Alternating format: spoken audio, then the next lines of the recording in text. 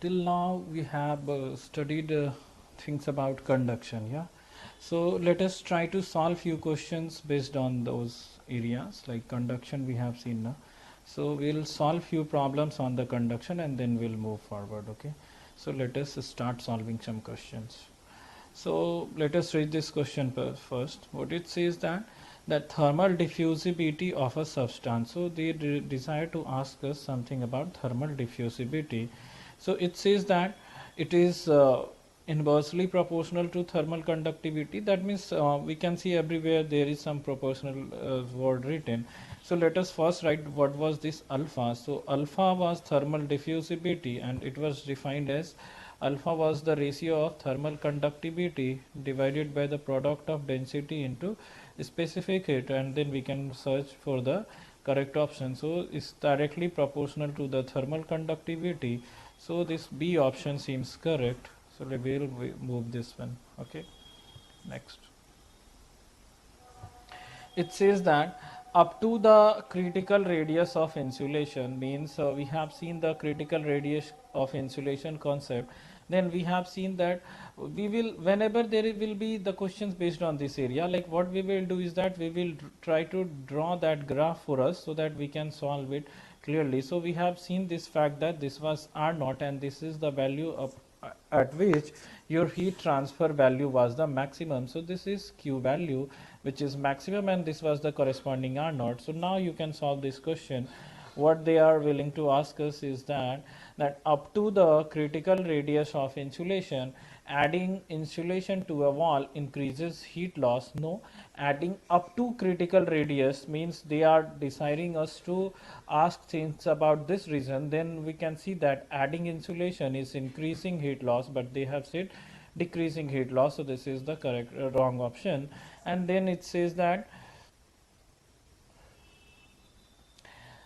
adding insulation to a wall increases heat loss. So we have seen here, right? So till the critical radius of insulation, adding the insulation increases the heat loss. So the correct option becomes B again. Okay. Next.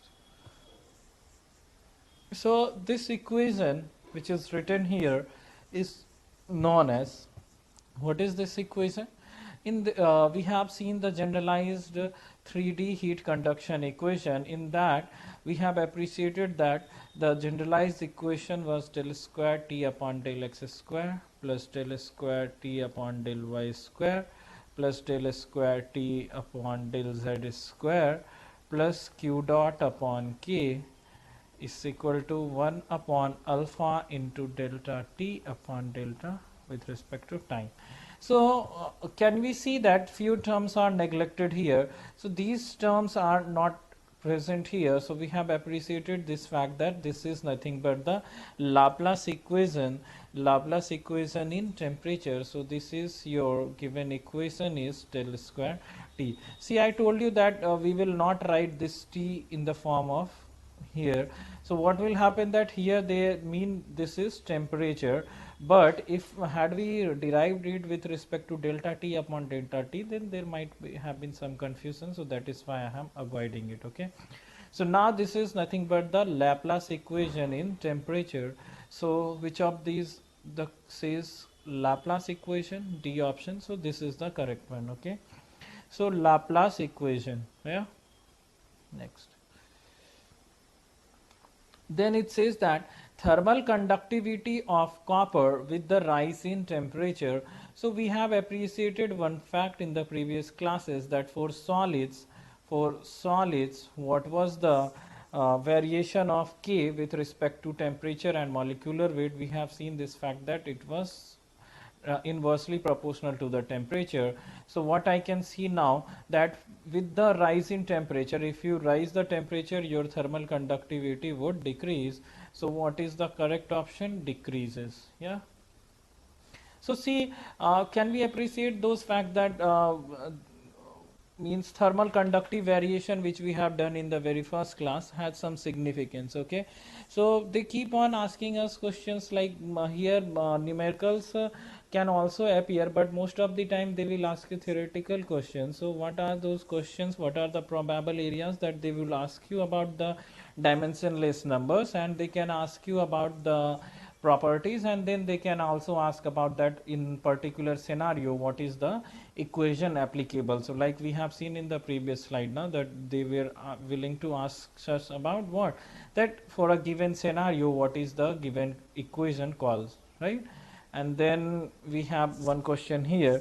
Here they are asking us about what is the thermal conductivity dependent upon. So this is just a mere revision of your what we have done in previous classes, right? So next question.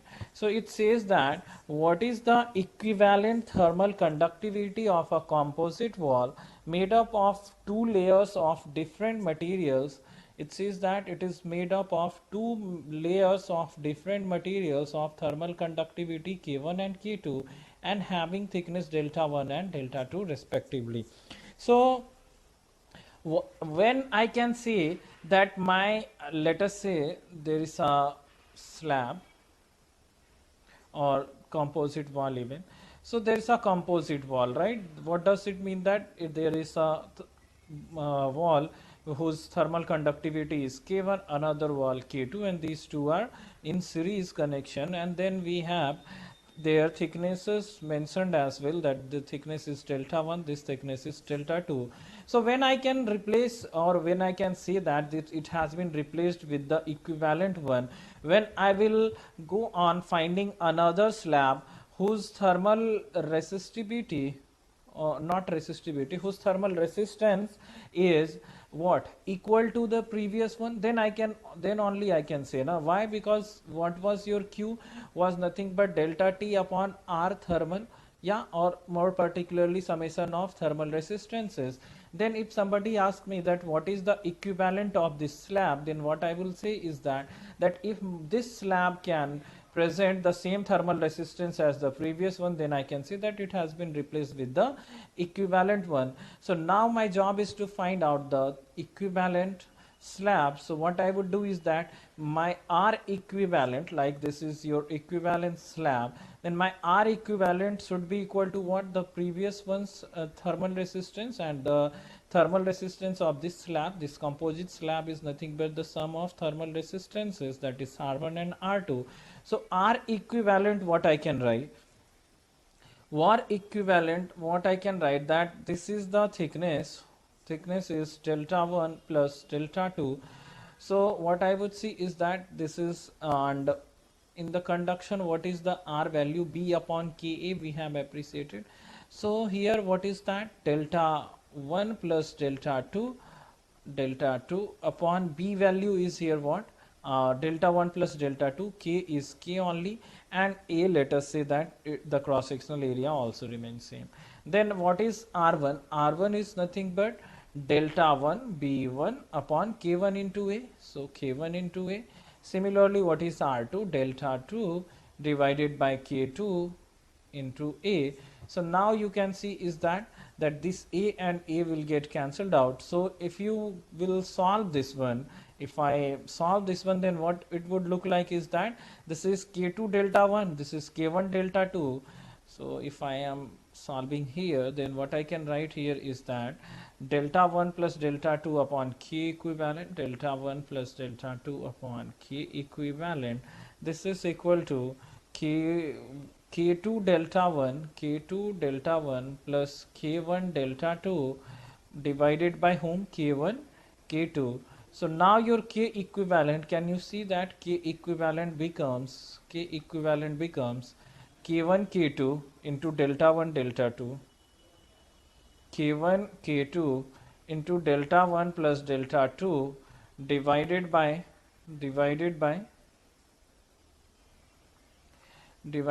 whom, divided by K1 K2 delta 1, or K2 delta 1 plus K1 delta 2. So let us look after where this option is visible. So can we see that this C option has the same one as we have derived. So this is how we can solve the questions when they are in this area. Okay. Now this says that the rate of heat flow through a hollow sphere, the rate of heat flow through a hollow sphere of inner radius is given and outer radius is also given, whose thermal conductivity is also given, and they have says that they are maintained at the temperature 400 degrees Celsius and 300 degrees Celsius respectively. Then what is this equal to? So what is the rate of heat transfer in a sphere, in more particularly hollow sphere? So can we recall from the one which we have studied earlier? What was this value? Tell me. The rate of heat transfer through a hollow sphere we have seen earlier, right? This is equal to what?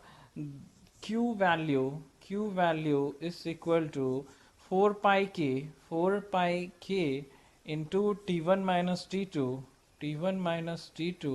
into R1 R2 divided by whom? R1 minus R2, or R2 minus R1 I could say. Why? Otherwise this will give you negative value. Yeah.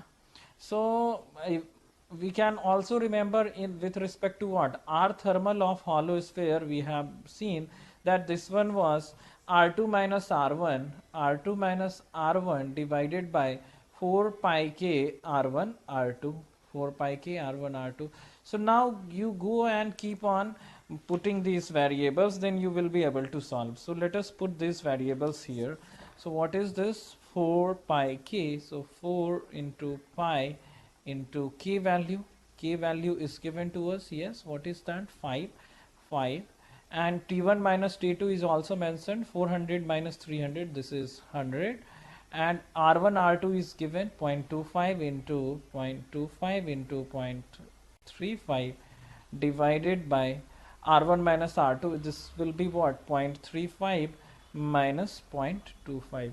So let us solve this one and then we will be able to find out what is the value of heat transfer here. Yeah.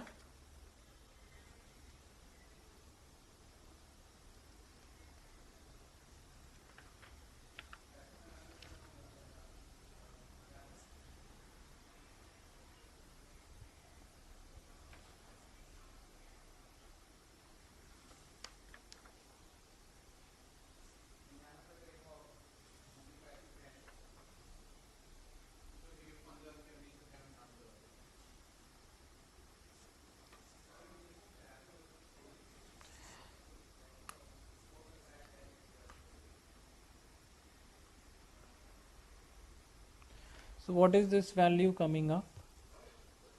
We'll solve this one. Yeah. So this is 0.35 minus 0.25. So this is 4 pi into 5 into 100 into 0.25, 0.35 divided by 0.35 minus 0.25 is 0.01. Yeah, not 0.1 only, right? So when we will solve this one, then we will get the answer. So the answer is, like, you should be able to calculate, right?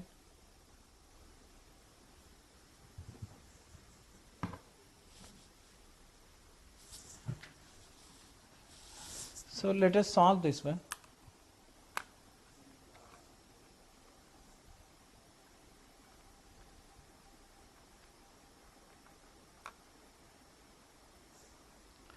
This will come somewhere around 5495. Okay. Okay. Let us move to the next. It says that three-dimensional steady state heat conduction equation with internal heat generation and constant thermal conductivity is known as. So what it says that there will be internal heat generation as well, but steady state. So let us first write the equation. So what is that equation? Let me write first. So this will be del square T upon del x square plus del square T upon del y square plus del square T upon del z square plus Q dot generation upon K is equal to 0. Why 0? Because this is the steady state condition. Then let us try to solve it with respect to the options. Even if I don't know what is this equation called, I will be able to solve. Is this equation the Laplace one? No, this is not the Laplace one, right? And is this the diffusion one? No. The full equation which you used to write now, and if there is no heat generation term, like let me write one by one all of those equations. So this is not the diffusion event, this is called Poisson. Okay, and then if for the same equation, like for this equation,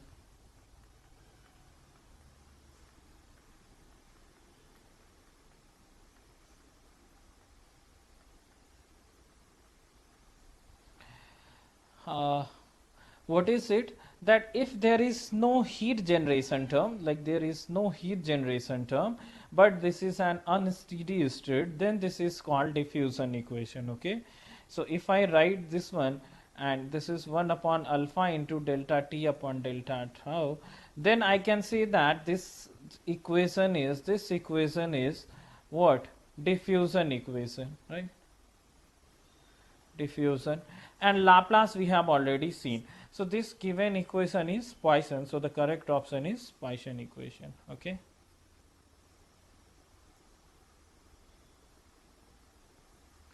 Okay, let us go to the next. It says that the thermal diffusivities of solids are generally. So let us talk about the thermal diffusivity of solids and liquids and gases. So what was this thermal diffusivity event? So this was the value of K upon rho Cp, right? If you remember. So K upon rho Cp is trying to tell you what things? It was trying to tell us that how much heat I can store and how much heat I can conduct, right? So if we go on and try to find out the alpha value for gases, liquid and solids, then what I would see is that, what I would see, tell me, that alpha was K upon rho Cp, right? Alpha was K upon rho Cp. So thermal conductivity, tell me, that alpha is K upon rho Cp. So the substances whose alpha will be higher will be equal to what? Will be able to diffuse the heat faster. So with respect to like solids, if I talk, then alpha of solids is greater than alpha of liquids, and this is greater than alpha of what? Gases. So this means what? That solid will be able to store more heat compared to liquid and then compared to gases. Okay, so thermal diffusivity for solids are generally, what I can say, this is more than those for liquid and gases. This one will be the correct option. Okay, yeah. Now next.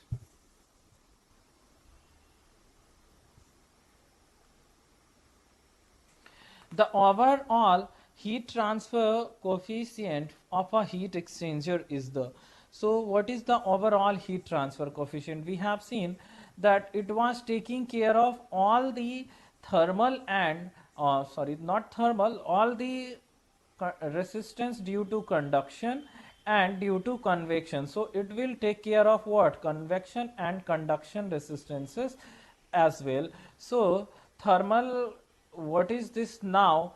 Heat transfer coefficient, this is nothing but the sum of conductivities, thermal conductivity of all the surfaces, or sum of conductance, sum of convective coefficient. No, it was nothing but the sum of all the thermal resistances, if we remember. Yeah. Okay, then next. Metals are good thermal conductors, since we have seen that what was helping us in conduction was the free electrons. So metal have free electrons, so that is why they are good conductors. Yeah. Next. Which instrument is used to measure the temperature rise inside furnace? So this is called optical pyrometer. Please remember it, the pyrometers are used to measure the temperature inside the furnace. Okay, then the next question. It says that for effective working of fins, the thickness of the fins should be. We have seen that the thickness of fins should be what? The fins should be thin and closely spaced, we have seen, in order to have higher effectiveness. So in order to have higher effectiveness, we appreciated this fact that fins should be thin and closely spaced. So it's the correct option is small. The fins thickness should be small. Yeah. Next. The purpose of providing fins on heat transfer surface is to increase. On heat transfer surface is to increase. What is that? How we are increasing? Temperature gradient so as to enhance heat transfer by convection. No, we are not increasing temperature gradient. Yeah.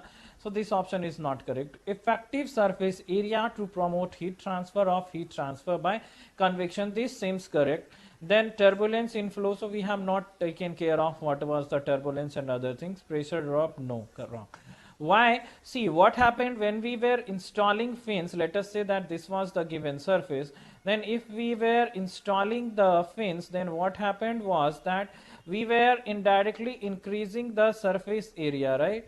Like we were trying to increase this surface area, and then this surface area was losing heat. Yeah. So then what I can say is that I am if increasing effective surface area to promote heat transfer by what mechanism? By convection, right? Like these, from this area till this point we had conduction on this surface, and then from this point onwards we have what? We are losing heat through whom? Convection. Yeah. So earlier I told you that we are increasing the heat transfer by increasing the area. So yes, this is the increment of area only, like effective surface area, but the mechanism we are changing here. So mechanism, if I have told you that this was conduction, it was just for you to help you understand that you are conducting heat from this area, more conduction to what? This surface, and then you are convecting it. So that is why I told you that you are just increasing the conductive heat to this surface. Why? Because more heat is lost, then more heat is conducted here. So that is why I told you that if I am losing more heat, then I am conducting more heat at this fin. So that is why what I told you is that I am increasing the conduction rate by what? By adding fins. My heat is conducted to this surface and then it is convected to the surrounding. Yeah. Okay. Then let us go to the next. It says that what is the effect of thermal conductivity K on effectiveness? So what was the effectiveness? Let us recall. Effectiveness was the ratio of Q without fin, right? And Q with fin, right? Q with fin. Yeah. So Q with fin and Q without fin, and then we deduce that this turned into tan hyperbolic ML into, then we saw that this was the ratio of square root of K into P upon H into A. Then can you see a few things, that if my thermal conductivity is higher, then my effectiveness can get higher value. So then they ask us that what is the effect of thermal conductivity K on the fin effectiveness. So what I can say, that if I increase K, then I can increase the effectiveness. So fin effective is a smaller value for thermal conductivity? No. Fin is effective for larger value of thermal conductivity? Yes. So what is the correct option here? This one. Why? Because if I increase the thermal conductivity, then I can increase my effectiveness as well. Okay. Next. Then it says that next question is lumped system analysis of transient heat conduction situation is valid when the Biot number is. So we appreciated this fact that Biot number should be less than what? 0.1, otherwise this is not possible. Yeah. So what is the correct option? Biot number is less than 0.1. So the Biot number should be what? very small. So correct option is A. And what was this Biot number? Biot number, if we recall, this was the ratio of internal conduction resistance divided by external convective resistance. Since this value was lesser and this value automatically was higher, so that is why this was coming as point less than 1, 0.1, less than 0.1. So my Biot number is less than 0.1. Then only I can say that my lumped heat capacities analysis is, then it says that heat conduction lumped heat capacity analysis is valid when your Biot number is very small. Let us move to the next.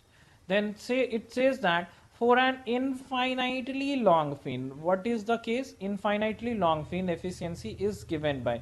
So what was the efficiency? If we recall, efficiency of the fin was that what is the Q actual I am able to get with the help of fin, and what is the Q maximum I could have got.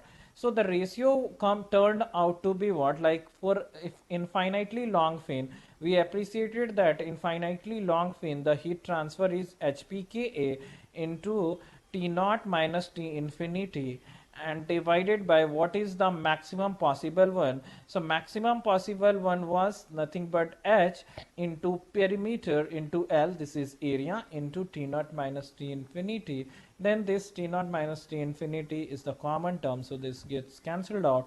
So what is this ratio now? Can I say that this is nothing but Ka upon HP into what? 1 upon L, and we have appreciated this fact that M is the square root of HP upon Ka.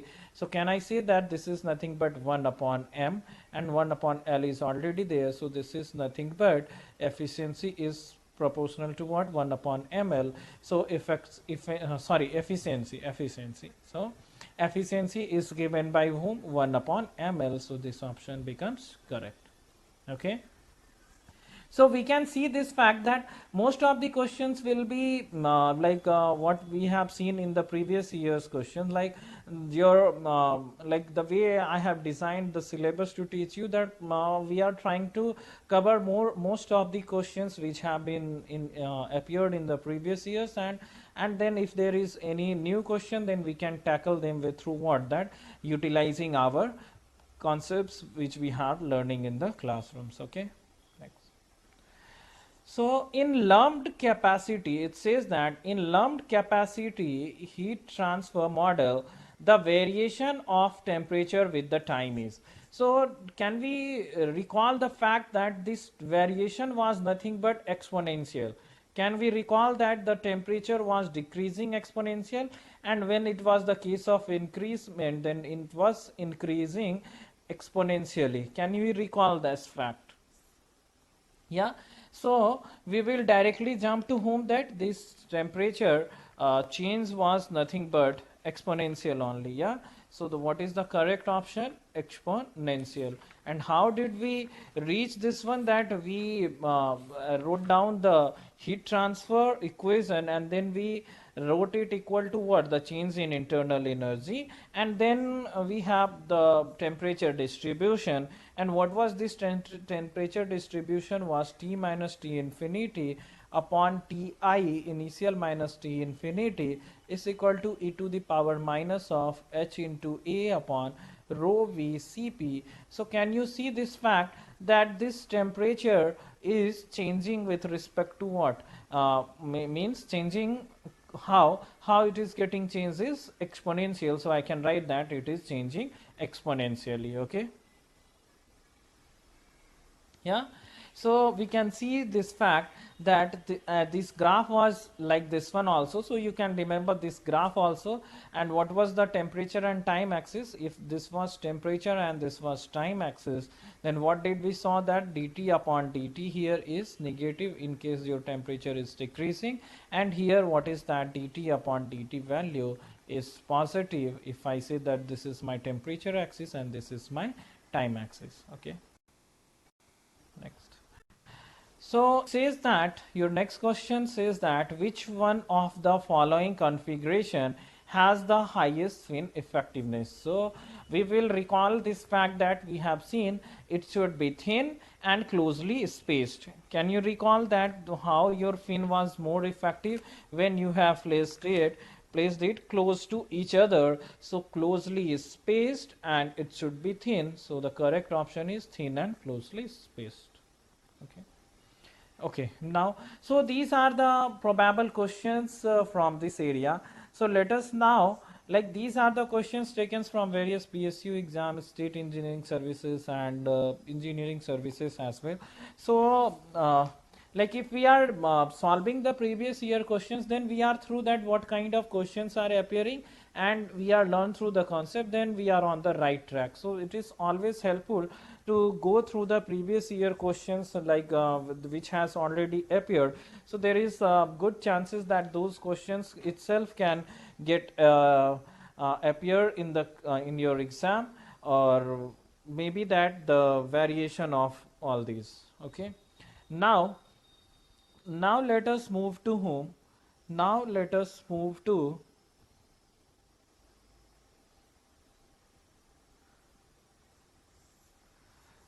heat exchangers. So we have done conduction, so we will study convection and convection and what radiation later on. So let us understand few things about heat exchangers. So our next topic is going to be heat exchangers.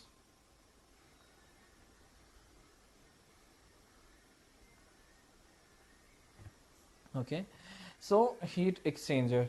So what is the job of heat exchanger? Heat exchanger is nothing but a device which can help you. How it will be helping you, that it will store heat energy at some time, and then it will not I can say exactly that it will store, but I should say that it is helping you to transfer heat energy from higher means higher temperature fluid to the colder temperature fluid. So what is the job of heat exchanger? It is an what I can say that steady flow devices. And what kind of system? Open system, in which there are two fluids flowing simultaneously and they are exchanging heat. Yeah. So this is the job of heat exchanger, right? So if I like roughly try to help you that what is the heat exchanger, then what happens in a heat exchanger is that there is a system, and through this one there will be a flow of cold fluid and there will be flow of hot fluid. Okay, and then here your hot fluid is coming in. This is the hot fluid, I can say, inlet, and this is your hot fluid outlet. Okay, and then here we have cold fluid inlet, and then here we have cold fluid outlet. Okay, so can we see that whenever there is a what connection, or we can say that when two higher temperature and colder temperature bodies are in contact, then there is the what flow of heat from hot fluid to the cold fluid. Then what is the purpose here to make it a heat exchanger is that what I would do is that, let us say that I have some hot fluid and I desire to make it cool, and sometimes what I have is that I have cold fluid and I desire it to make it hot. So what I would do is that I will make them into a contact in some what I will define some area, and in that particular area I will make them to come into contact, and once they are in contact, then what will happen, that the heat will transfer from higher to the lower one. Then what would happen is that let us say that if this temperature is THI means hot fluid inlet, and this is your hot fluid exit temperature THE. Similarly here we have TCI means cold fluid inlet, and here we have cold fluid outlet, that is TCO. So this is what your hot fluid inlet, hot fluid outlet, cold fluid inlet, cold fluid outlet, and this is your system boundary. This is what your system boundary. Okay, then what is my purpose now is to find out, like now I know that this heat exchanger can help us the increase the temperature of colder one and decrease the temperature of the hotter fluid. Then my question is that by increment by what amount and decrement by what amount. This is very legit question to ask at this point. Yes, so we should be able to answer that what will be the exit temperature once it has come into picture, and similarly what will be the cold fluid outlet temperature, right? So my job is to find out now that what are these inlet and exit temperatures more specifically, right?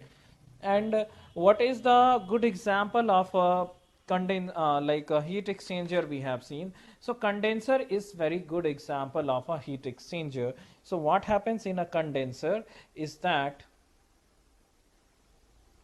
there will be steam coming from the expanded steam from the turbine, coming from the turbine, and then we have, let us say this is your condenser unit, and then what happens that I am drawing the hotter one by green red ones. Then what happens is that your hot fluid is here, okay, and then what do we have is that we try to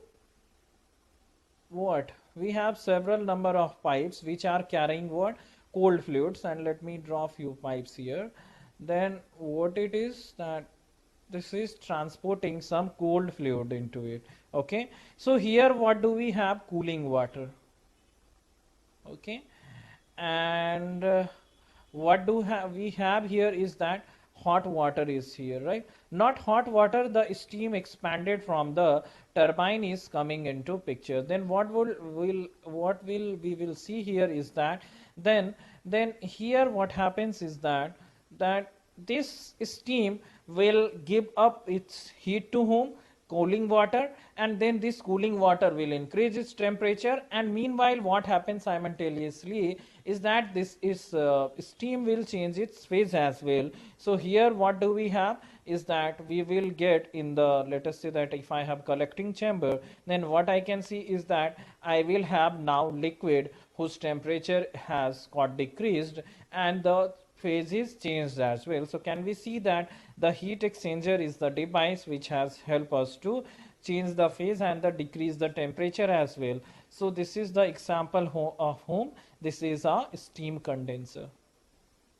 So steam condenser is nothing but a steam condenser is the example of nothing but a heat exchanger only. Yeah.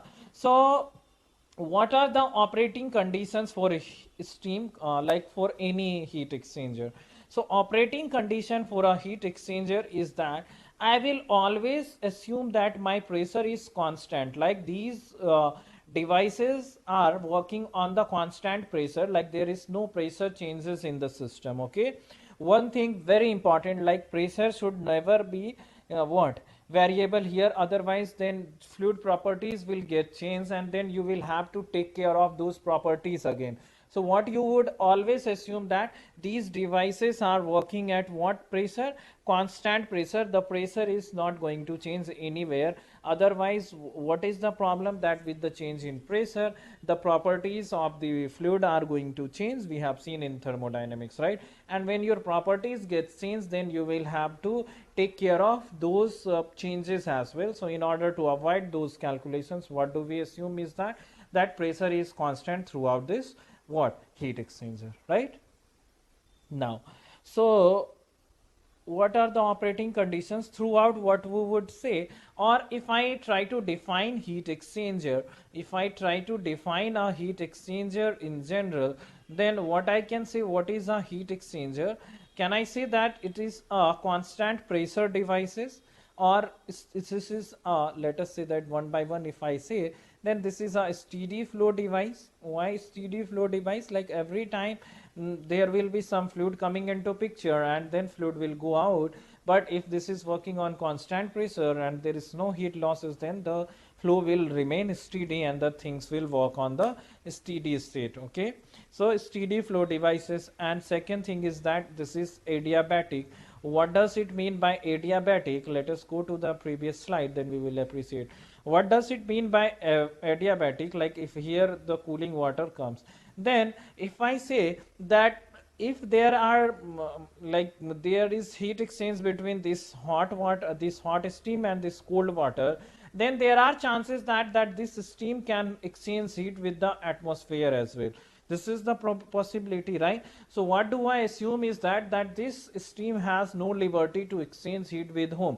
Atmosphere. Then what I will have to consider is that I will have to make my system what? I will have to make my system adiabatic. Then only it is possible that my heat exchanger, whatever the fluid is into that heat exchanger, then this fluid is exchanging heat with each other, but they are not exchanging heat with respect to what? Surrounding. Then only I can say that the system is adiabatic. Otherwise, if somebody says that your fluid is exchanging heat with the surrounding as well, then again the things will get changed. Yes, you will have to counter that what are those losses with the surroundings. What do I assume here is that there is no heat loss to the surroundings, so your system becomes what? Adiabatic. And more importantly that this is the works upon what? Pressure is equal to constant everywhere. Okay. Okay, and what are the examples we have seen? Like condenser we have seen, right? Steam condenser. Other examples are what? Economizer, or what are other examples like uh, oh, coolers? We have you seen that coolers, oil coolers, yeah, cooling towers. So I can write that oil coolers, cooling towers. So these are nothing but what? Heat exchangers only. Yeah. So let us now understand the which concepts, like let us now apply our analysis to this one. So while analyzing, this is nothing but the steady flow device. So if you apply steady flow energy equation, like for any heat exchanger, if I apply steady flow energy equation to a heat exchanger, in short I am writing heat exchanger, then what I can write that there will be Q, yeah, and how did we write that? Can we write this is Q minus W, this is equal to delta H plus delta of kinetic energy plus delta of potential energy. So this is how we can write the, what? Steady flow energy equation, right? So can you see a few things? That there is no heat exchange, right? This is 0, and there will be no work input output as well. This is also 0, and the kinetic and potential energy change will also be 0. Then can I say one thing is that my delta H of the system will be equal to 0. Can I say my delta H of the system will be 0? This doesn't mean that delta H of a substance, but delta H of the heat exchanger as a whole will be 0. Delta H in the entire heat exchanger will be 0. So what does it mean? That if I talk about the delta H of entire heat exchanger, like enthalpy change of the entire heat exchanger is equal to 0, then can I write that enthalpy change of hot fluid, like what are those things into this heat exchanger? Hot fluid and cold fluid. Then can I write the delta H of hot fluid plus delta H of cold fluid will be equal to 0. Then can I say that delta H and delta H of hot and cold? So can you see that when I told you about heat exchanger, then what is the possible case that your hot fluid is losing heat, right? That means its enthalpy is decreasing. So here enthalpy change is negative. What is that? Like if I take final minus initial, then finally I have lesser enthalpy with whom? For hot fluid. And what about cold fluid? For cold fluid, what I can see is that here my enthalpy will be lesser. Why? Because my temperature is less. But since I have I have received heat from the hot fluid, So what does it mean? That my temperature has got increased. So that is why here I have higher temperature. So can I say that hot fluid will be decreasing its enthalpy? So can I write down that delta H of cold fluid, hot fluid, negative of delta H of hot fluid will be equal to positive of delta H of cold fluid. Can I write? And this is obvious now. This has to be negative, then only these two can sum up to what? 0. So I know now that the delta H changes of hot and cold will be equal to 0, then they must be equal and opposite to each other. Yeah. So now let us go and write down the heat balance equation. So how we can write down heat balance equation? Then what are the heat changes for hot fluid? So can I write down that specific heat of and what is the enthalpy even? Enthalpy of the flowing fluid, I can write that m dot into Cp into T, right? So with respect to hot fluid, I am using subscript H. So can I write down this is m dot H into Cph into what I can write? The Th of inlet, Th inlet minus The. This will be equal to what? M dot Cpc means m dot C into Cpc means mass flow rate of cold fluid multiplied by specific heat of cold fluid into what?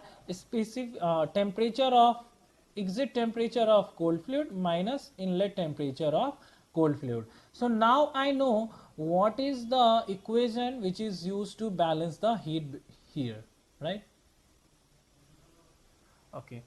So this is called what? Energy balance equation. This is what? Energy balance equation, and more specifically this is what? Heat we are trying to balance, right? So this is heat balance equation as well. And what will be mass flow rate? Mass flow rate, we know that this is density multiplied by what? Your discharge. So can I write down this is rho only, and what is the discharge? Discharge is pi by 4, let us say for pipe, this is pi by 4 into d square into velocity, right? So this is m dot. So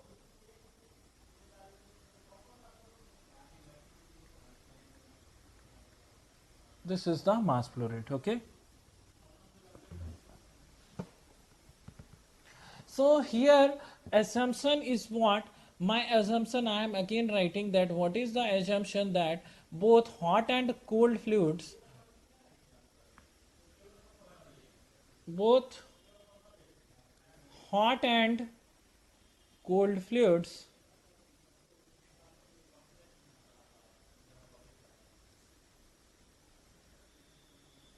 are working at P is equal to constant. Okay, next. So now let us try to classify the heat exchanger. So what we have seen here, like this is the like heat exchange for hot fluid, cold fluid. So if somebody asks me that tell me what is the heat exchange in the heat exchanger, like what is the heat capacity of heat exchanger events, means that how much heat it can help you exchange, then either of these two is nothing but the heat exchange capacity of the heat exchanger. Got the idea? What I am trying to say is that either of these two is nothing but the Q of heat exchanger, like my heat exchanger capacity, that this is the amount of heat exchange I am able to do in the heat exchanger. Then individually this one and this one individually is telling me what? That what is the Q in heat exchanger, and this is also telling me that what is the Q in heat exchanger. Both of them are equal to each other, right? Now, so this I know, like what is the Q value. So let us quickly classify the heat exchanger. So classification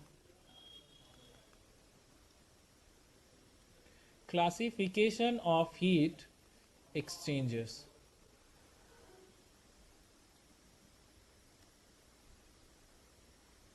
So how do we classify? One is what? Direct transfer type heat exchanger. One is, I will tell you one by one what are these. This one is direct transfer type heat exchanger. Okay. And then second one is direct contact type heat exchanger. Second is direct contact type heat exchanger.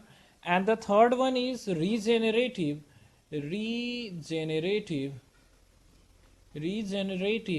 or I also say that this is an storage type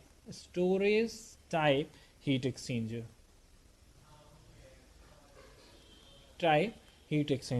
So what is direct contact and what is direct transfer? So in direct transfer type heat exchanger, both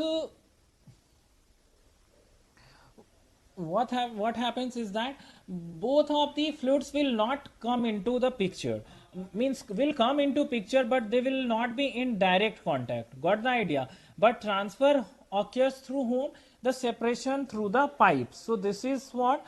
Direct transfer type. So what are the example? What I told you in direct transfer type, that they will not be directly coming into the picture, but what happens, that they will be separated through with the help of what?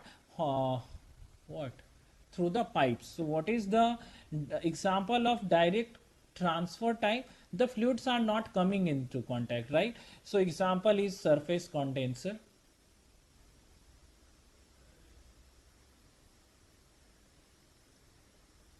So what I told you is, what is direct transfer type heat exchanger? In this type of heat exchanger, what happens? What happens is the fluids are not in contact with each other. Fluid is not in direct contact with each other, not in direct contact with each other, but they are through what? But they are through surfaces, yeah, through pipe wall separation. Okay.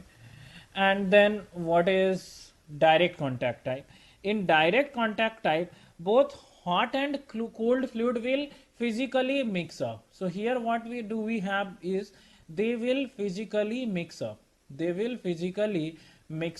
So what is the physical mix up? Physical mix up means what? That let us say this is the cooling tower, and if I am installing a fan here, like let us say that I have installed a fan here, and then there is some flow of cold fluid here, then what happens is that my fan will extract this one and then this will get cooled. Got the idea? So here what happens is that my cooling fan is there, and then I have pipes through which what happens is that cold fluids are passing. Then can you see that here here your hot fluids are passing, and here your fans are creating suction, then cold fluid come into picture. So here what happens, that your both hot and cold fluid are directly into contact with each other, and when they are direct contact, then they will physically mix up also. So what is the example? Example is air coolers, right? Or what do I say? Cooling tower. And then now go on to find out what happens with the regenerative or storage type heat exchanger. So regenerative type of heat exchanger. So what I would see in these cases is, see, whenever I say regeneration term, then what does it mean is that at certain point of time things will get stored, and at certain another point of time what will happen, like let us say in terms of heat, what will happen is that at certain point of time what I would do is that I will absorb the heat, and after some point of time what I will do is that I will give up this heat to the another fluid. So what happens in the regenerative or storage type of heat exchanger, there is some matrix, and into this matrix what happens,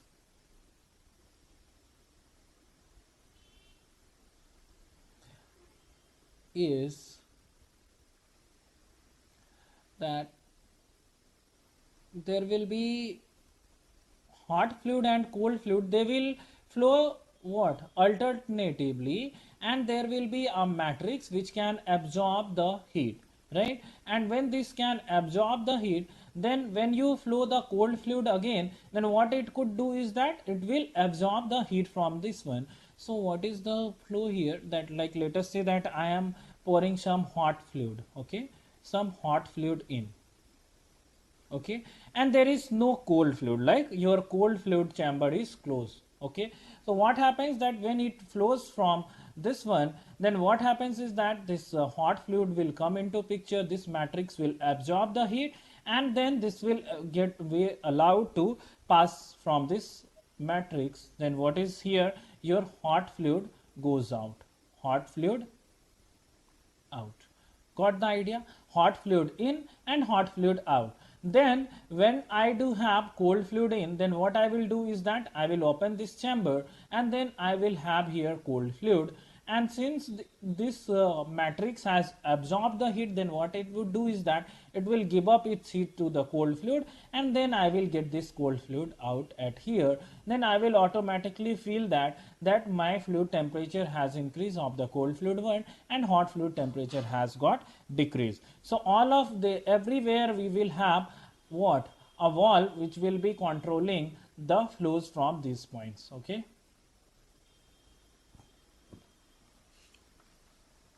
Okay, now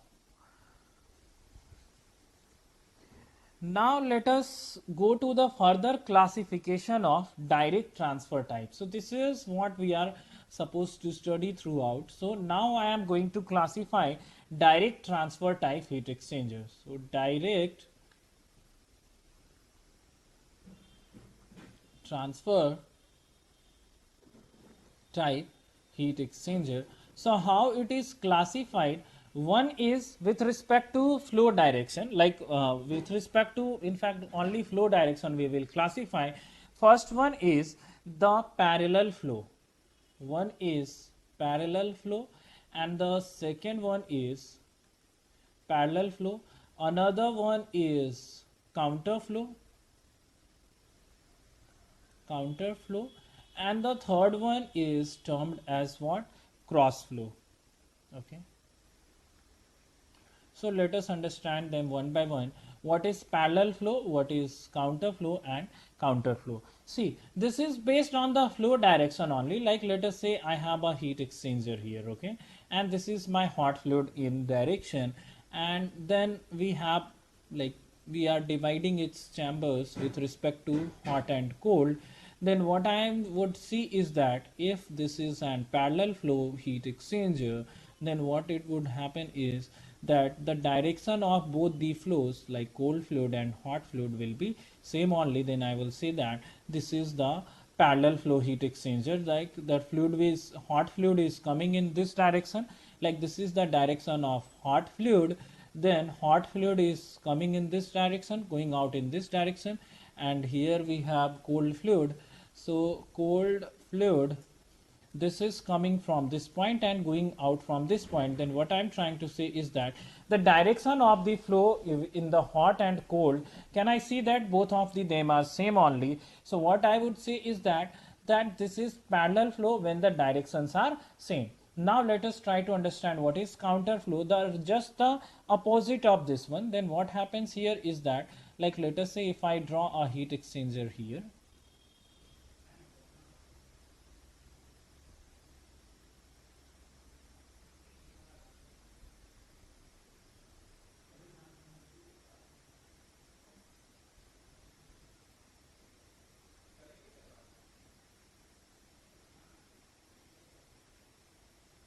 then what happens in this case, is that your cold fluid, let us say that this is the direction of hot fluid, then what it would happen is that your cold fluid will enter from this direction. So this is the inter direction of cold fluid. So can you see the difference between these two? Your hot fluid in the earlier case, like when it was the case of parallel flow, then both of the directions were same only, but here my direction has got reversed, like cold fluid will come into this direction, exit into this direction. Then can I see that where I have the hot fluid in, then at that point we have cold fluid out, right? And when we will talk about the case of cross flow, then what happens in the case of cross flow? In case of cross flow, your hot fluid will come in this direction, hot fluid will come on this direction, and cold fluid will come into this direction. See, this is not fixed, like hot fluid may enter in this direction. What is the matter? Nothing at all. Similarly, like if I say that this is the hot fluid direction, then this can happen that the hot fluid can enter in this direction as well, but as of now I am telling you that this is the in direction of hot fluid and this is the direction of cold fluid. Okay, so this is called cross flow, this is counter flow, this is parallel flow. Okay, so let us now draw temperature profiles for hot and cold fluids. So let us now understand temperature profiles. Temperature profiles for hot and cold fluid.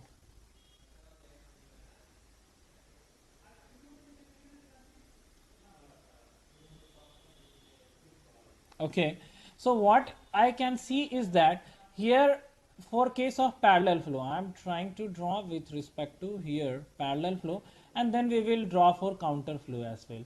So what happens here is that, like let us say that at this point your hot fluid comes in, then if this is my THI, means the hot fluid inlet, then what will be my hot fluid outlet temperature? Certainly below this one, somewhere here. Yeah, so I can say that this is my hot fluid exit temperature.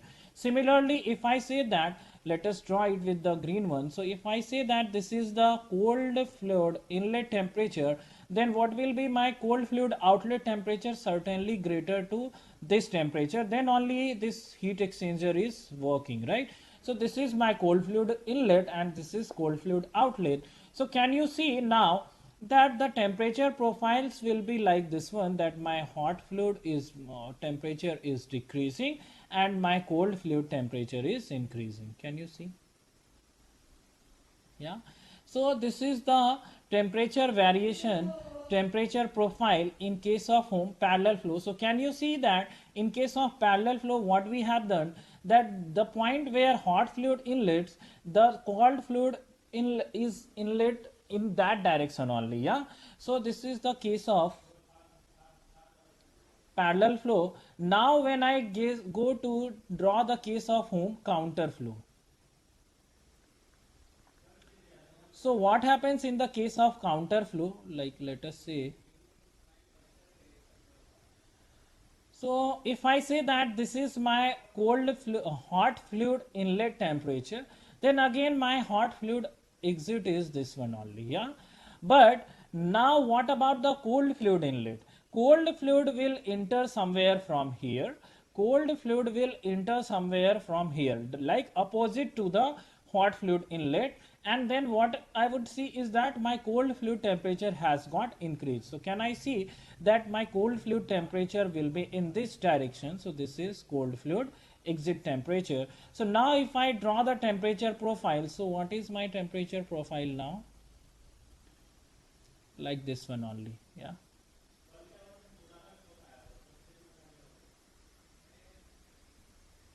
so this is the temperature profile for counter and parallel flow. Yeah, so please keep in mind. Okay, so can you see here that your delta T value, like the difference between these two delta T, these delta T is decreasing in this direction. Can you see the delta T here, the being the function of x, and this is decreasing in this direction. Yes, and what about the delta T in this direction?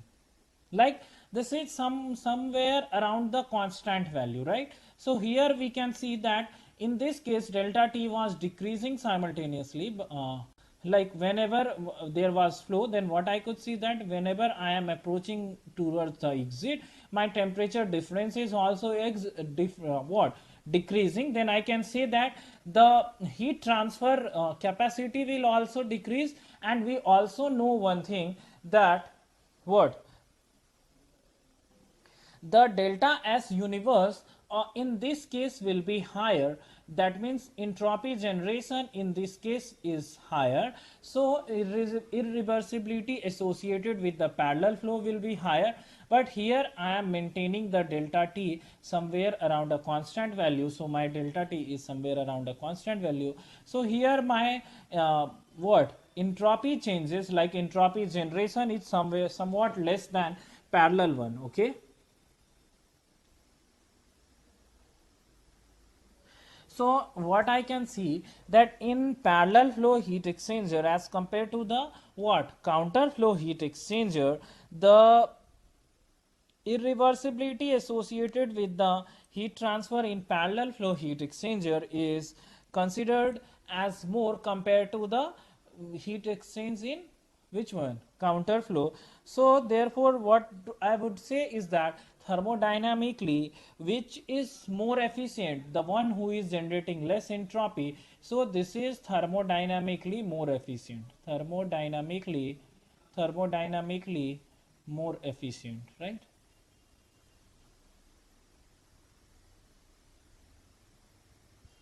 Okay.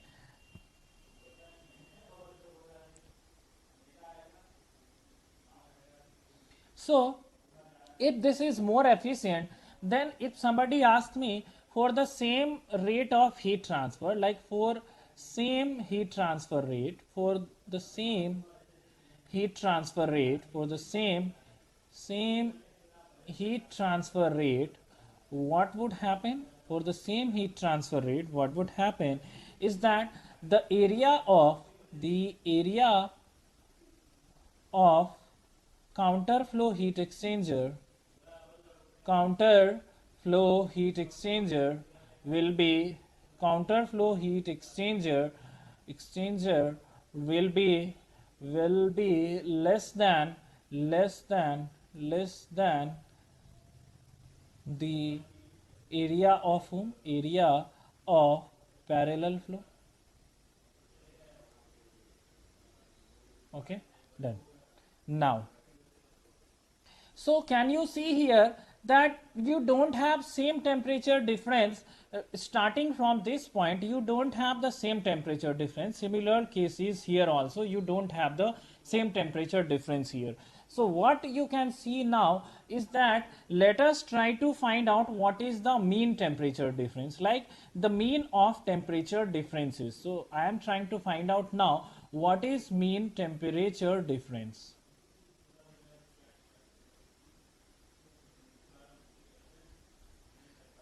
So mean temperature difference denoted by whom? Delta Tm.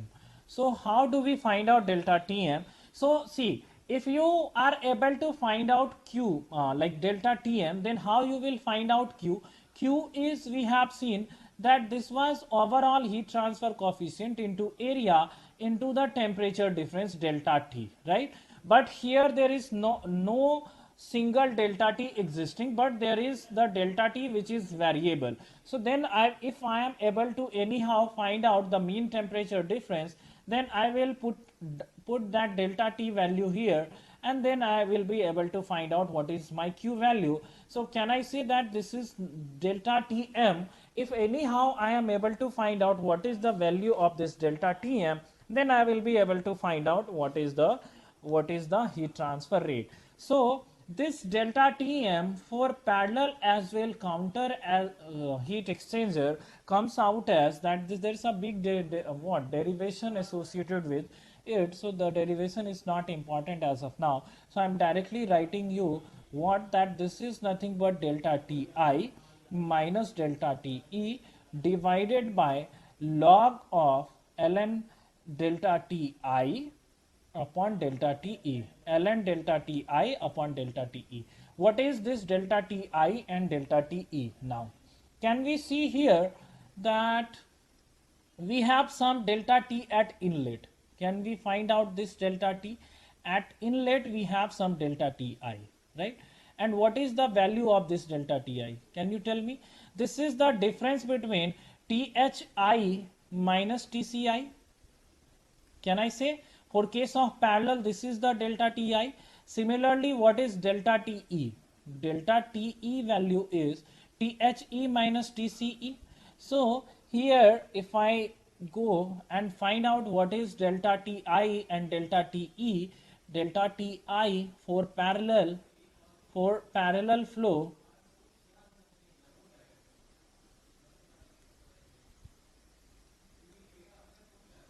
for parallel flow, what was delta Ti? Delta Ti was the temperature difference at delta Thi minus delta T, not delta na. This is Thi minus Tci, right? So this is Thi minus Tci, and what is delta Te is Thi minus Tce. Similarly, what we will write for counter flow? For counter flow, what happens in the case of counter flow? We have seen that what will be delta Ti. At one point we have seen that there was Thi, but instead of Tci, what is there? The cold fluid is exiting at that point. Similarly, what will be delta Te is Thi minus of Tci.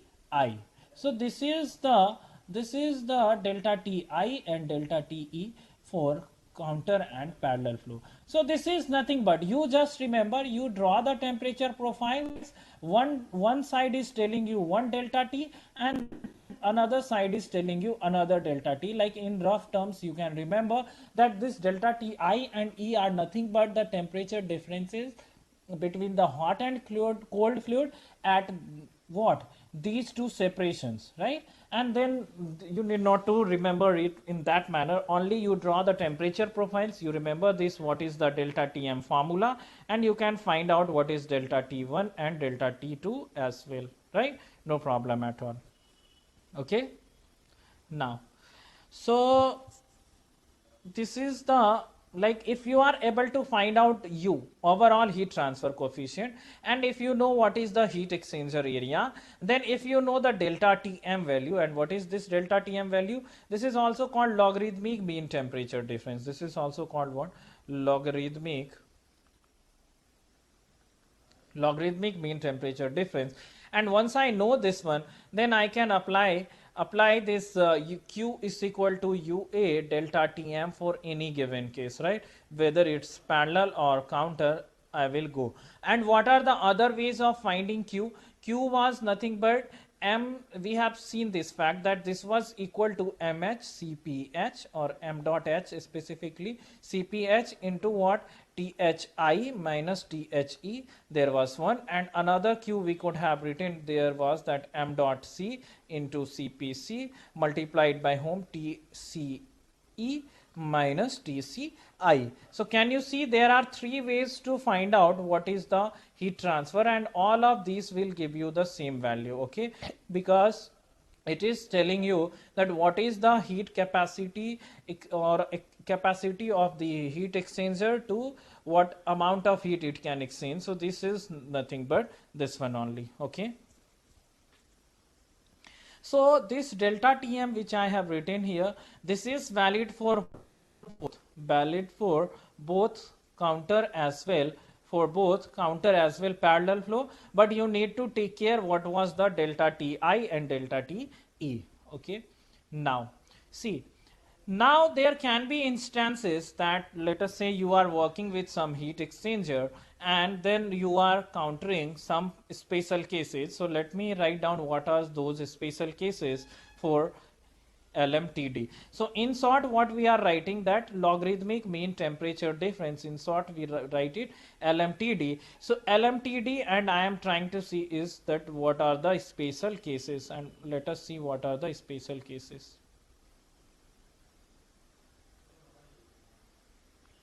See what happens, that let us say there is a fluid who is changing its phase, and then whenever a fluid is changing its phase, then what happens is that its temperature will remain constant. And what is that? This is the saturation temperature of this one. Then what happens is that it's hot fluid inlet and hot fluid outlet, both of the temperature are same. And what about the cold fluid? The cold fluid will travel in this direction, and this is my TCE and this is my TCI. So what is this one is that what happens here is that your steam is condensing. So this is the example of what? Condenser.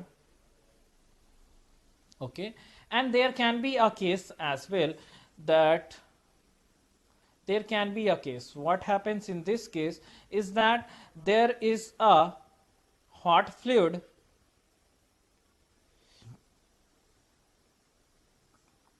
which is there is a hot fluid which is helping you to evaporate. So what do I say? That there is a fluid which is getting evaporated. Then what happens that I have a hot fluid, no, there's a cold fluid which is getting, and I am drawing for whom? Parallel one. So what I'm trying to say you here is that it can happen is that one fluid is changing its phase, and with the help of whom? Hot fluid. So this is the case of condensation. Here this is your condensation, and here what happens is evaporation. So here fluid evaporates, so here evaporation is happening. So can you tell me that here again your hot fluid inlet, this is your hot fluid outlet, inlet exit, and here there is your cold fluid inlet and those cold fluid exit. This is nothing but that you are boiling water here and you are condensing water here. And now let us understand the same thing when we are working with the counter flow. Like these are for parallel flow, right? Why parallel flow? Because the direction of flow are the same only. And if I try to draw what? Condensation and evaporation for the counter flow as well, then can you see that this would look like something like this, that the direction is just reverse, right? So your hot fluid is this one, your cold fluid is this one, and similarly here what would happen is that, like if this is your hot fluid direction, then your cold fluid direction is this one. Yeah. So again, if I write down that this is THI, and I am considering that this THI is same, okay? So THE is automatically same. Similarly, I am considering my THCI is same, and let us think after that what is this TCE. Similarly, this is your THI, this is your THE, this is your TCI, and this is your TCE. So can you see in these cases what happens is that your delta Tm, like delta Tm, what is that delta Tm? The logarithmic mean temperature difference. For the case of counter and what? Parallel flow will be same. Why? Because this THI and THE are same, then these difference remaining same only. Now, like here, what do you have? THI minus TCI. So this is delta Ti, let us say. Okay, and let me say that at this point this is THE minus TCI. So can you see that this THE is nothing but equal to THI only? So can you see here that THE is equal to THI also? Why? Because this is the condensation case, so this is happening at a particular temperature. Temperature is not getting changed. So can you see that this delta Ti here is equal to delta TE if I say this one here. Similarly here can you see that if this is delta TE, so here can you see that THI minus TCE, so this is nothing but THI only. So can you see that this is nothing but delta Ti, and now if these delta Ti and delta TE are same to each other, then the LMTD value will be same. Then in that case, whether you are working with the parallel flow or working with the counter flow, both of them will give you the same result. So what is the important result for here for us to remember is that delta Tm of what? Parallel flow and the delta Tm for the counter flow,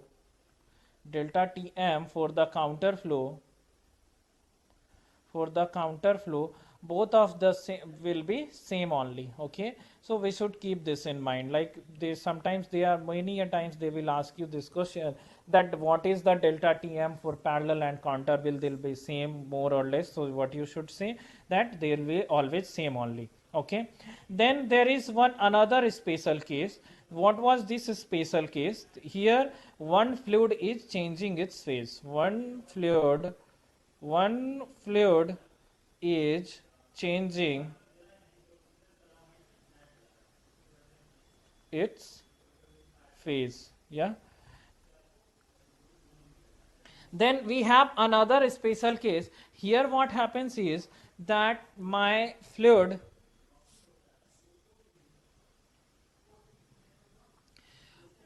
the special case 2 is, my special case 2 is, here both the hot fluids and cold fluids, both the hot and cold fluids,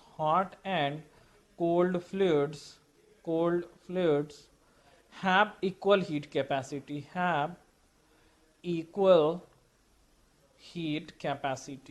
heat capacity.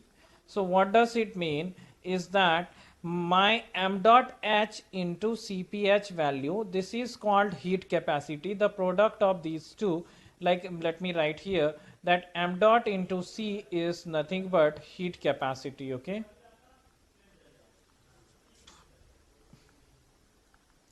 so now what I am trying to say is that they have mentioned that m dot h into cph is equal to m dot c into cpc. So in that case what we will do, if the both of the fluids have the equal heat capacities, then what we will do, let us see. So can you go to the heat balance equation, then can you see that this was m dot h into cph into thi minus the, and similarly for the cold fluid m dot c into cpc into tci tce, in fact minus tci. Yeah, then what I can do is that I can cancel out. Why? Because if these two are equal to each other, then can I write this one that thi minus of tce, and see, I am applying this case for whom? I am applying this case for whom? Counterflow. For whom? Counterflow. We will see why I am introducing this concept next. So thi, can I write down thi minus tce is equal to, this is the minus tci. So can you see that this is delta ti and this is equal to delta te for case of what? For counterflow. For counterflow. And if it was the parallel flow, then we have no problem with that. Why? Because we have thi minus the, then this will not possess any big problem. But here what do we have?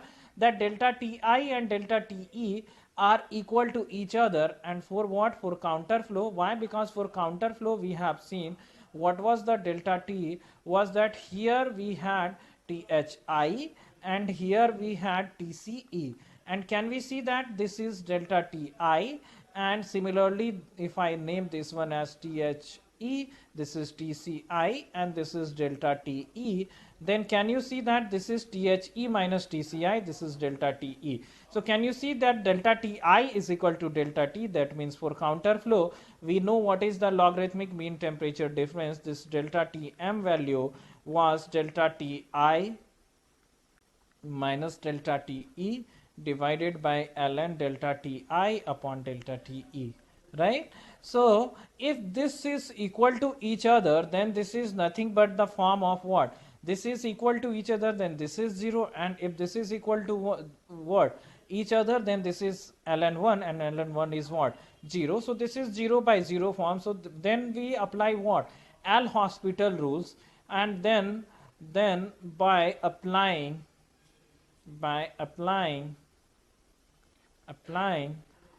L'Hospital rules,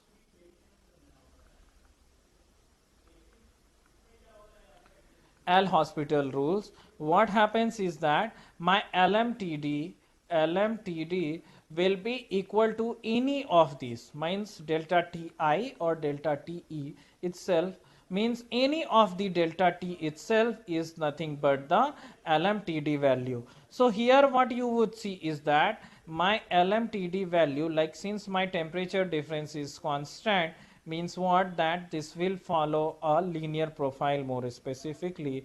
Then my delta T is constant everywhere. Why? Because I know that delta T here and delta T here is same. Then at any point this delta T will remain what, constant. Okay. Okay. So now, so we know what is the LMTD concept. So based on this one, like this is nothing but LMTD method. So in LMTD method, what we have to do is that we know Q is UA delta Tm. So using this one, like Q is equal to UA delta Tm, we know. So Q is equal to UA delta Tm, and Q is equal to, we have seen both formulas, so let us skip that part. And what you can see is that you will be having three equations with you, right? Three Q equations, and then you have variables, what, temperature. So out of these variables, most of the things will be given to you, and then what you would do is that you will try to find out what are these what unknowns given to you. So this is nothing but called what, LMTD method. Okay. Now, so now let us go to one very good concept called number of transfer units. Now let us try to understand what is number of transfer units. Number of transfer units. So what is number of transfer units? NTU is defined as, it is the ratio of product of UA, it is the ratio of product of UA divided by C minimum. So what is C here? C is telling you that C is the heat capacity, and what is this? This is equal to the mass of mass flow rate into what, specific heat. Then what kind of C we do have? C can be, let us say, if I say C1, then it can be m dot h into Cph, and similarly C2 if I write, then this is m dot C into Cpc. So out of these C1 is equal to m dot Cph and m dot is equal to Cpc, one will be smaller, right? Or I can say that minimum. Yeah, it may be that this is minimum or this is minimum based on the what is their specific heat and what is the mass flow rate also. So based on that we will be judging that what is the what C minimum. So once you judge this C minimum, then what you can see is that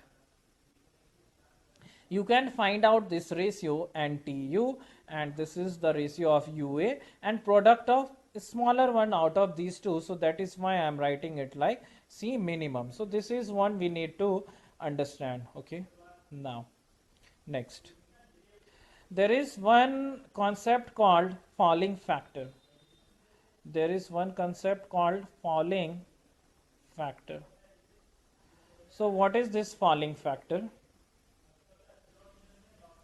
This falling factor is what, which takes into account of thermal resistances which is offered by any chemical scaling.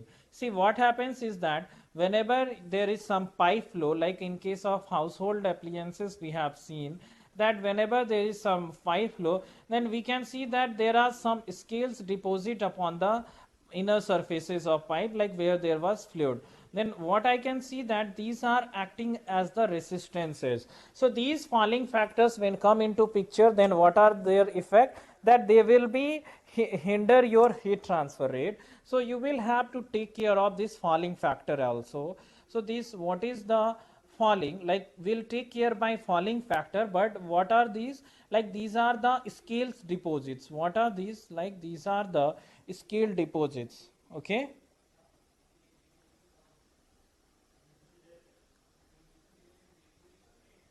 So these scale deposits are hindering your heat transfer rate. So now if I go on writing my falling factor, then my falling factor is having the same units as heat transfer coefficient. So my falling factor, let us say that it is 0.005. then the units will be what? Not same, the reverse of the heat transfer coefficient. So this will be meter square Kelvin per watt. We have seen that the unit of heat transfer was watt per meter square Kelvin. So when you will go to find out U, then how you will find out overall U is that 1 upon U will be 1 upon H1 plus of what? You will add directly Fy, because this is the inverse of H, the unit is inverse of H. Let us say this is F1, and then what you will do is that 1 upon H2 plus 1 upon, not 1 upon F, like what I am trying to say is that there is a pipe flow here and there is another flow. So what happens here is that there will be some scale deposits on these surfaces, and there will be some scale deposits on these surfaces as well. Why? Because there is some fluid flowing on in this region, some fluid flowing on this region. So we will have to take care of these falling factors as well while calculating the overall heat transfer coefficient, right? So F1 I have, let us say that this one is hot side, then what is F1? F1 is for whom? For hot side, and let us say that here my cold fluid was flowing, then cold fluid was on this side, then F2 is for whom? Cold side, right? Okay, let us go to the next. Now there is one thing is that NTU, the range of NTU is fixed. The NTU cannot go beyond whom? Cannot go beyond whom? 18. So this is fixed. Like for most of the cases, your NTU will have to lie in what range? Like it should be less than 18. And what is the usual value? Like NTU is usually what? 1.1, 1.5, 1.15, 1.2, 1.5, like that. Like it may be 2.0, 2.5, or like that. Like these are the usual values. Okay, now so there is one more thing important called capacity ratio. So let us understand what is this capacity ratio. Capacity ratio. So what is this capacity ratio? This is the ratio of m dot into Cp, m dot into Cp of a smaller one divided by m dot into Cp of whom? Bigger one, or bigger one, right? So can I write that every time whenever I can calculate heat capacity, then I can calculate the capacity ratio also. And what is this capacity ratio denoted by whom? Denoted by C. Please mind this word, this is denoted by C.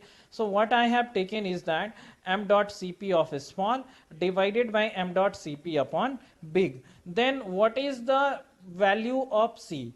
Then this C will be lying between whom? C will be lying between 0 to 1. Yes or no? Yeah, why? Because it can be possible that m dot Cp value of both of these substances are same, like for hot and cold are same. We have seen one example, right? Then it can assume 1, and there is one case that this is infinitely big. Then what will happen? The capacity ratio is 0. And when this C will be 0, C can be 0 when my heat capacity is higher, and heat capacity is infinite in case of what? In case of steam generators or evaporators. So in case of steam generators or condenser, steam generator or condenser, in these cases what happens is that my heat capacity is very high. Like, so if my heat capacity is higher, then what will happen with the capacity ratio? This will ideally become to what? 0. Now let us introduce one very good concept, that is called effectiveness of the heat exchanger. Okay, so let us understand effectiveness of heat exchanger. Let us now understand what effectiveness of heat exchanger. So what is this effectiveness of heat exchanger? It helps you to understand that what is the maximum heat which was possible, Q max possible, okay, and what is the actual which you are able to get, okay, and actual is what? Q actual is what? Q actual is nothing but m dot h CPH into THI minus THE. This is actual, and Q actual is also equal to m dot C CPC into TCI minus TCE also, right? And then what can we see is that Q actual is this one, and then I can also see Q actual, okay, and then my next topic is to find out what is Q max. So Q max is what? That Q max is defined in the way that m dot into C minimum I will take any one of these two, like these two have capacities, right? So any one of these two will be having the lower one. So I will take the lower value here multiplied by whom? The differences of whom? The initial temperatures. So what is the initial temperature? THI, and what is the initial temperature of cold fluid? TCI. So this is defined, like this is fixed. Q max value is fixed. Q max value is fixed, that what is this? M dot C minimum into THI minus TCI, and Q actual we know that this can take these two values. Let us now find out the value of what? Effectiveness of the heat exchanger. This is not neta, this is defined by, this is symbolized by whom? Epsilon, okay. So effectiveness of heat exchanger. So I am taking one case, like let me draw cases here, like let us say that m dot C of cold fluid is lower, cold fluid is small, okay. Then I can write down effectiveness of what? That of the actual one divided by maximum possible. So let us first write that what is the maximum one. So can I write down m dot C into what? Or more particularly we can write down this one as m dot C into C of C. I can write m dot C into C of C into what? This value I told you, now this is fixed, and this m dot C you will take care that which one is having lower value. So this is THI minus TCI, this I know that this is fixed. Now what is the maximum actual one? So actual one I can see is that this is CPC, okay. So what I can see is that I can take any one of these two, but what I will do with wisely is that I will write down in terms of m dot C CPC only.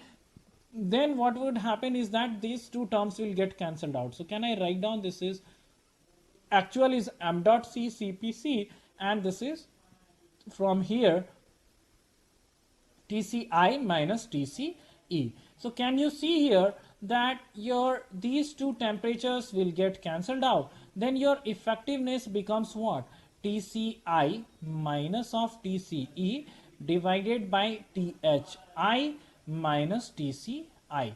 So this is the possible case. Like one possible case of effectiveness is this one, like I can write effectiveness one like this one, and there is one more case. How can write down that effectiveness is that there can be one case that where your higher means hot fluid specific heat and product of what? Specific heat and mass flow rate will be minimum. It can happen, no?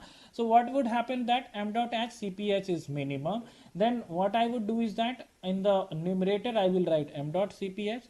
Then what I can see is that I can write this one as THI minus of THE divided by THI minus of TCI. So these are the two forms to write down the effectiveness. So you need not to remember, you just go on, look after that what conditions they have mentioned, and based on that you can improvise there, okay. So no need to mug up, just you should know that what is the actual and what is the maximum possible one, and these are the two cases where we can find out the effectiveness, and this value will obviously be the same only, okay.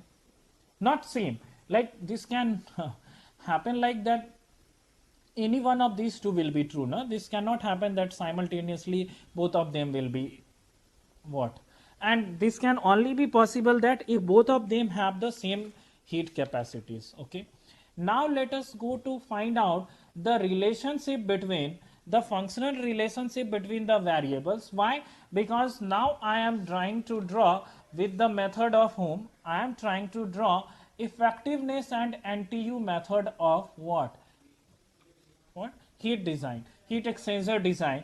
So now I have the functional relationship between effectiveness and NTU and heat capacity ratio. So how it look like for parallel flow? For parallel flow, this is effectiveness for the parallel flow. Effectiveness for the parallel flow, for the parallel flow is equal to 1 minus e to the power minus of 1 plus c into NTU divided by 1 plus c. Okay, and for counter flow, this relation is fixed. Okay, so E for counter flow, if I write for counter flow, so this is equal to 1 minus e to the power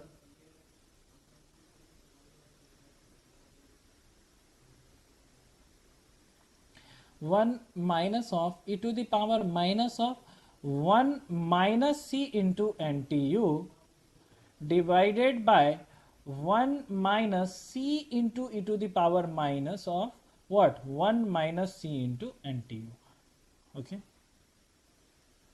so we should remember these thing in mind, that what was the case here, e to the power 1 minus c, what we have, minus of 1 plus c into NTU, here we have minus of 1 minus c. Okay, now these are the relationship for counter flow heat exchanger. See, your desire is what, that anyhow you should be able to find out Q, then only you can say that your heat exchanger is defined. And your heat Q is defined by whom? UA delta Tm, and delta Tm is function of whom? 4 temperatures, right? THI, TCI, TSE, TCE and TCI. So in order to find out these 4 temperatures, either you know all these 4 temperatures, or what you can see is that even though you don't know this one, if you know the parallel flow effectiveness or the counter flow effectiveness, then you can find out the unknowns, right? So these are the equations used to find out the unknowns only. Okay, so now when I say that, again special case, if I go for special cases of effectiveness, like LMTD we have seen effective special cases, similarly here we have special cases, then if my C value is equal to 1, that is what, that your both of the fluids have equal heat capacity. In that case what happens, that your effectiveness would look like what? Let us say we will go for home for parallel flow, effectiveness for parallel flow. So how does it look like? This is 1 minus e to the power minus of 1 plus c into NTU divided by 1 plus c, yeah, divided by 1 plus c. Then you go and put on writing 1, c is equal to 1. So this is nothing but 1 minus e to the power minus 2 into NTU divided by 2. So parallel flow is done. Now what about counter flow? E for counter flow. What is this? This is 1 minus e to the power minus of 1 minus c into NTU divided by 1 minus c into e to the power minus of 1 minus c into NTU. Now if you put c is equal to 1, what does it look like? That this is e to the power 0. Yes or no? C is 1, this is 0. So this becomes 1. Again, if c is 1, this is 0. This becomes what? 1, and c is already 1 here. So this takes forms of what? 0 by 0. Then what is the effectiveness in that case? So in that case I am writing down here your effectiveness, again by applying whom? L'Hospital rules. Applying L'Hospital's rule.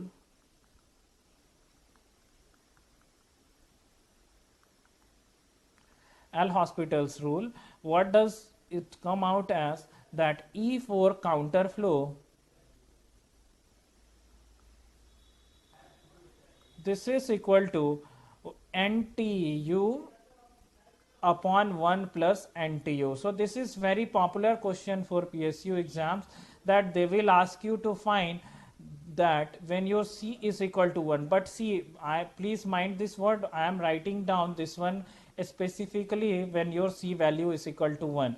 So when your C is equal to 1, this is here, and when your C is equal to 1, this is for whom? Counter flows here. Please don't forget that C value was 1 here. Okay, so this is NTU upon 1 plus NTU, and this is 1 minus e to the power 2 NTU upon 2. Okay, now let us write for when I told you that we are studying special cases. So one, we have seen C is equal to 1, and there can be one possibility that C is equal to 0. So let us try to find out E of parallel flow again. E of parallel flow. So E of parallel flow is 1 minus e to the power what?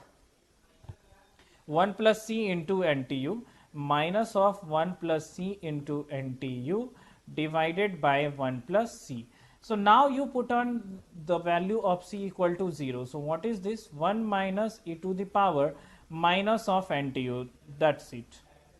Yes or no? Why? If you put C is equal to 0, this is nothing but minus NTU, and this is C is equal to 0, this is nothing but 1 only. So for counter flow, let us try to identify.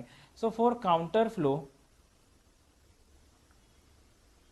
what it would look like is that, let us write down first the equation, 1 minus e to the power minus of 1 minus C into NTU divided by 1 minus C into e to the power minus of 1 minus C into NTU. Then my C is 0. Let us put C is equal to 0 here. So if C value is 0, this is 1 minus e to the power minus NTU, and if C value, this C is 0 here, then whatever is this value, I don't mind, this is equal to what? 0 only. So this is again equal to 1 minus e to the power minus of NTU only. Why? Because 1 minus something, 1 minus what? 0 is nothing but 1 only. So then can you see that in this case what we have achieved, that E of parallel flow is this one, and E of counter flow is this one. E for what? Counter flow.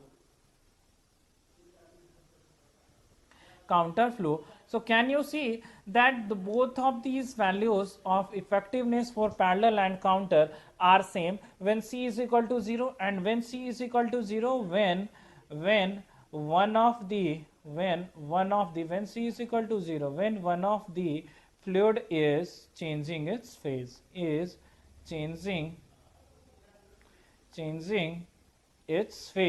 and whenever a fluid changes its phase, then it has very high amount of heat capacity. So that is why I term it as what? High, low upon high will become 0. So if your C value is 0, then I can appreciate this fact that counter flow and parallel flow and counter flow are giving the same effectiveness. And can you recall from the earlier slides, can you recall that we have encountered somewhere that effectiveness of parallel flow or in not even effectiveness, that we have seen that the delta Tm value, right? Delta Tm value was the same. That means that delta Tm and effectiveness, both of these values will be same for parallel and counter whenever your fluid is changing its what? Phase. So this is what all about, like your heat exchanger, like we know how to determine the temperature profiles and all. So let us try to understand now very small concept, that what is the variation of effectiveness with the NTU and C. So sometimes they will ask you that what is this graph is trying to tell you. So if I draw a graph between effectiveness and NTU, so can you see that with the increase in C value, my effectiveness value will get decreased. With the increase, like if these are the curves drawn with respect to constant C, my C is increasing in this direction, like this C1 is equal to 0.1. Let us say this is C2 is equal to 0.2. What is C value here? C is again specific heat ratio, like ratio of specific heats. So not specific, ratio of heat capacities, like C is the ratio of heat capacities, So can you see the variation, like if the ratio of heat capacities are increasing, then can you see your effectiveness value is decreasing? Yes. So this is the variation, right? So how you will find out the temperatures in this case? Like what you would do is that first you will go and find out the C value, and then you will find out NTU value, and then what you would do is that with the help of effectiveness you will find out if there is any unknown temperature. Yeah, and with the help of this effectiveness, once you are done with the unknown temperature, then you can find out that this, what is this Q value? Q is m dot h Cph, either of these, like Thi minus The, and either of, like what, like I am telling you, either of this value or this value, not temperatures, into Tce minus Tci. So what happens in these kind of problems, like most of the temperatures are unknown to us. So in order to determine those, what I would do is that I will go to effectiveness, and in effectiveness we have seen this was the ratio of temperatures only, and moreover we have appreciated that we can reduce in terms of non values, and we need to know only what, 3 temperatures, and then, or not even 3, we can only know 2 temperatures, and still we can find out the third one. Okay, right? So this is the thing which we are worried about, that what are the things we are going to counter in heat exchanger. So but mind the word that effectiveness of heat exchanger is function of both NTU and the heat capacity as well. Okay, so this is all about heat exchanger. So we will do problems based on heat exchanger in the next class, and then we will also study heat convection, and then we will move to radiation. Okay, so in the another 2 classes we will be able to finish our the heat exchanger as well, sorry, heat transfer as well, and we will solve the what, the questions as well, the probable questions as well. Okay, so thank you, and we will meet in the next class. Okay.